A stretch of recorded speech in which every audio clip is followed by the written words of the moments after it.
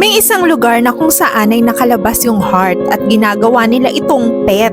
Isang gabi habang si Mia ay naglalakad at namamasyal kasama ang heart niya ay nakita niya yung kanyang boyfriend. May kasama itong iba at nagtataksil sa kanya. Gusto na sana niyang umalis pero yung heart niya ay nagtatatakbo papasok ng restaurant. Pagkatapos nun ay nakita siya ng kanyang boyfriend at nagdahilan nito. Pero huli na ang lahat at nagalit si Mia at tinapunan niya ito ng wine. Pagkatapos noon ay nag-walkout siya at lumabas. Pero nakaramdam siya ng paninikip ng dibdib. Kaya naman isinugod niya yung heart niya sa hospital. Sandaling nalingat si Mia ay biglang nagtatatakbo ang kanyang heart. Hinabol niya ito pero hindi niya na ito naabutan. Nagdikit pa nga siya ng mga poster sa city para mahanap yung heart niya. Pero yung heart pala niya ay nalilibang na nakikinig ng music. Naramdaman niya ito kaya't agad niya itong pinuntahan at nagkita na sila.